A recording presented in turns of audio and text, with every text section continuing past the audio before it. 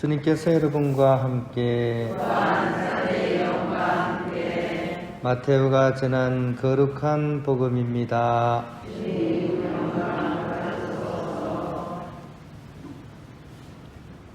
그때 예수님께서는 갈릴레아 호숫가로 가셨다. 그리고 산에 오르시어 거기에 자리를 잡고 앉으셨다. 그러자 많은 군중이 다리 저는 이들과 눈먼 이들과 다른 불구자들과 말 못하는 이들 그리고 또 다른 많은 이들을 데리고 예수님께 다가왔다. 그들을 그분 발치에 데려다 놓자 예수님께서는 그들을 고쳐주셨다. 그리하여 말 못하는 이들이 말을 하고 불구자들이 온전해지고 다리 저는 이들이 제대로 걸으며 눈먼 이들이 보게 되자 군중이 이를 보고 놀라 이스라엘의 하느님을 찬양하였다. 예수님께서 제자들을 가까이 불러 이르셨다. 저 군중이 가엾구나. 벌써 사흘 동안이나 내 곁에 머물렀는데 먹을 것이 없으니 말이다. 길에서 쓰러질지도 모르니 그들을 굶겨서 돌려보내고 싶지 않다. 제자들이 예수님께 이 광야에서 이렇게 많은 군중을 배불리 먹일 만한 빵을 어디서 구하겠습니까? 하고 말하였다.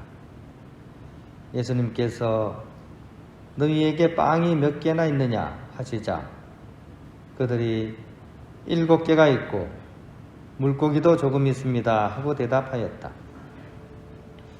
예수님께서는 군중에게 땅에 앉으라고 분부하셨다.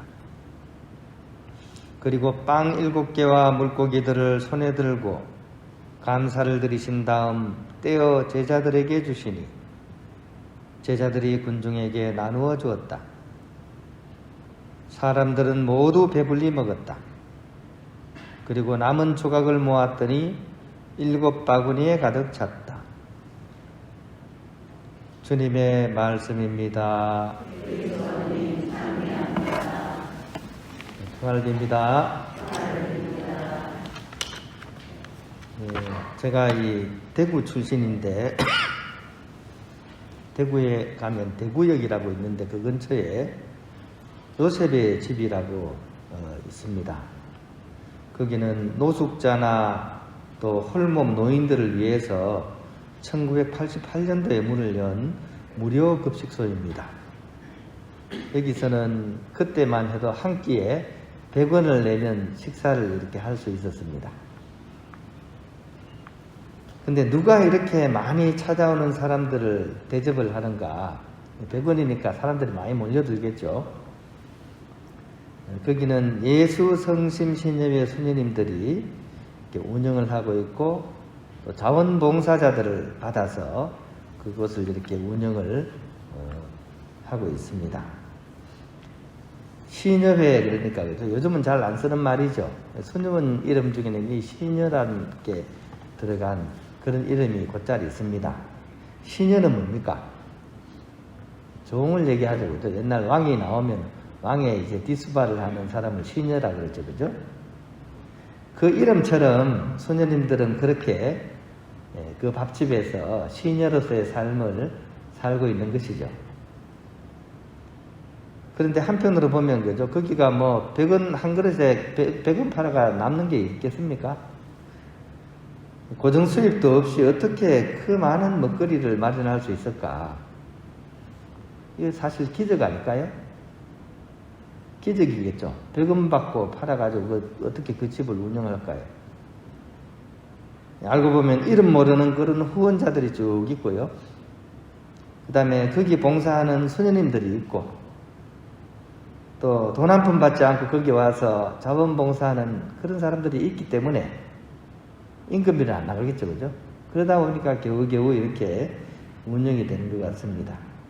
이게 바로 밥의 기적입니다. 밥의 기적. 그죠?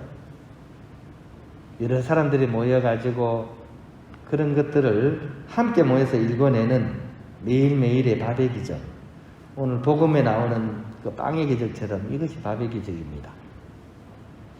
수도원에 들어왔더니만 수도원에도 저희 수도원도 그런 걸 하고 있더라고요. 용산 쪽에 베들레헴의 집이라고 이렇게 아주 흐름한 옛날 집을 가지고 그죠? 거기서 이제 노숙인들한테 이렇게 밥을 해주는 그런 시설을 하나 운영을 하고 있더라고요.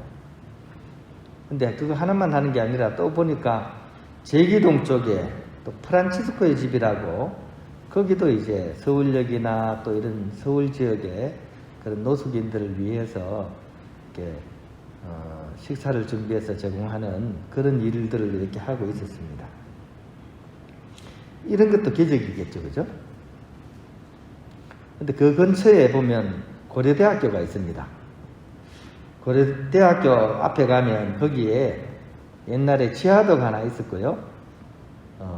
거기에 원만이 아저씨라는 어떤 노숙인이, 유명한 노숙인이 한 명이 있었습니다. 왜 이름이 원만이냐? 학생들이 오면 돈을 달라고 하는 거죠. 얼마를요? 100원만. 근데 기어 들어가는 목소리로 100원만 줘 이래 하니까 이름이 원만이 아저씨로 들린 거예요. 그래서 이름이 원만이 아저씨였습니다. 근데 이 아저씨가 특이한 게 500원을 딱 주면 그죠? 마음이 이렇게 좀 그래서 그러면 막 아저씨가 화를 막 냅니다. 왜 100원 달라고 했는데 500원 주냐고. 그러면서 막 화를 내면서 400원을 그 성돈을 꼭 줍니다. 근데 이 원만의 아저씨가 다리가 좀 이렇게 불편했어요. 결국에는 그 다리를 이제 수술을 해야 되는 그런 상황이 닥쳐왔는데, 그때 이제 그 사실을 알고 고려대학교 학생들하고 교수님들이 이 원만의 아저씨를 우리가 그냥 공식적으로 돕자. 그래가지고 이제 모금을 했습니다. 그래서 조금씩 좀 모아가지고, 그죠? 그게 1000만 원이 넘게 모금이 돼가지고 결국 그 아저씨, 원만의 아저씨 다리 수술을 이렇게 할 수 있었습니다. 근데 그 아저씨가 그 수술하고 나서는 내가 다른 사람들한테 부담을 준다고 생각해서 거기서 사라졌던 그런 사건이 있었습니다. 이런 것을 두고 뭐라 그럴까요? 100원의 기적이라고 불러도 되지 않을까요? 그죠? 100원의 기적입니다. 그죠? 어떤 돈 많은 독지가가 쑥 내미는 그게 아니라 한 푼, 두 푼, 저마다 호주머니를 조금씩 이렇게 사랑의 마음으로 내어가지고 그래가지고 이런 일을 이룰 수 있으니까 이게 기적이 아니고 뭐겠습니까? 이게 100원의 기적입니다. 이처럼 우리 주위에는 알게 모르게 그런 기적들이 있습니다. 이런 것이야말로 진짜 기적이지 않을까요? 어느 성모상에서 막 피눈물이 흐르고 어떤 사람이 기도를 하다가 공중으로 막 공중부양을 하고 또 어디 가면 막 성체가 하늘에서 막 떨어진대요. 이것도 뭐 기적일 수 있죠. 근데 저는 진짜 기적은 이런 게 아니라 100원의 삶이 이렇게 나눠지고 그죠? 그게 밥이 되고 그죠? 또 100원의 용돈이 모아져 가지고 한 사람의 다리가 치료가 될 수 있는 거, 이런 것이야말로 진정한 기적이지 않을까. 그런 마음으로 오늘 복음을 우리가 읽어보면 더 우리의 삶과 밀착된 그런 복음 말씀을 우리가 들을 수 있지 않을까 싶습니다. 그리고 우리 또한 그런 기적의 증인이 될 수 있도록 내가 가진 것들, 내가 사랑하는 이웃들을 위해서 이렇게 부족한 가운데서도 애긍이라고 그러잖아요. 사랑의 마음으로 내어놓을 수 있다면 그것이 바로 내 삶과 주의를 이렇게 밝히는 작은 기적이지 않을까. 그리고 이런 기적이 그 어떤 기적보다도 더 소중한 기적이지 않을까 하는 그런 생각을 해보게 됩니다.